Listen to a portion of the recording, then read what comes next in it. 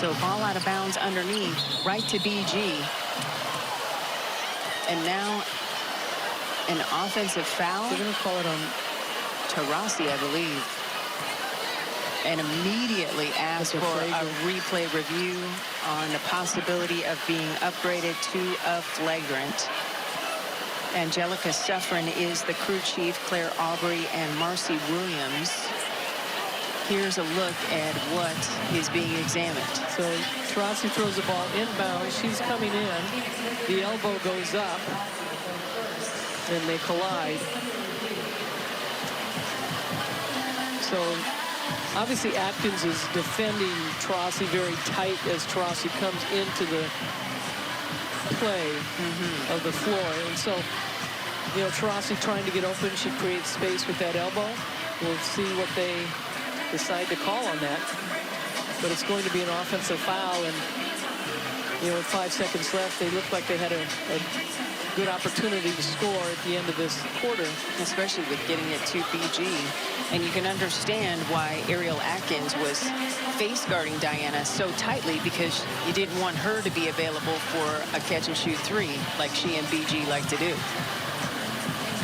Well, we talk so much about defending really good players, and obviously Taurasi is one of your best players in this league, and the fact that when you're defended like that as an offensive player and defensive players just hawking you, it's frustrating. Yeah. And the biggest thing is you've got to keep your cool. You've got to find ways to get open. You look for back doors. You look for your teammates to set screens for you, and you've got to set up the defense to use those screens. Here's one more look. I get Ariel Atkins went flying, but I've seen more egregious flagrant fouls in my time. Like, yeah. That felt basketball move, especially because I didn't see, maybe we can look at the replay one more time, where Taurasi connected with the head of Ariel Atkins. And I think a lot of that had to do with the previous play before the ball went out of bounds. Because Diana was frustrated, that a whistle wasn't blown. So a little spillover frustration from Taurasi. Well, we mentioned that Washington, their last home game was against Vegas, and they lost by 12, but they were up in that game. Yeah. And they said Atkins had 36 points. She was hitting from everywhere.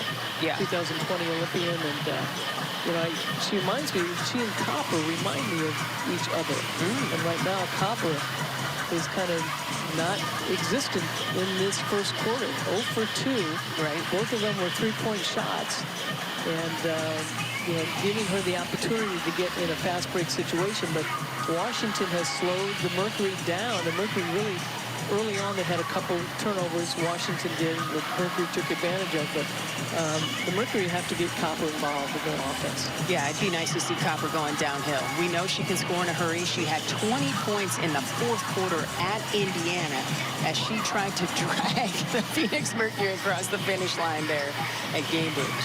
Yeah, and Atkins hasn't scored either. She's 0 for 2.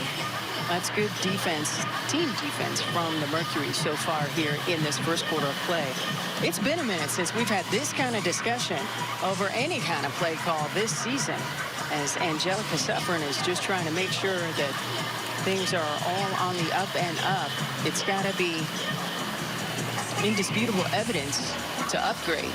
So we will see what they decide. This is a Mystics team that's seeking its first home win against a team 500 or better this season.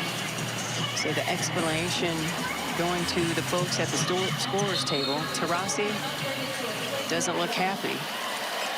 It is a flagrant one. After all of that hand-wringing and consternation, Taurasi does pick up the flagrant one, so it will be a technical foul shot for the Mystics, and they'll get retention of the basketball as well. Atkins, I'm going to say ball don't lie. That's it. You're so good at these free throws. I'm just saying, you know. She gets the second one to go, as Washington is now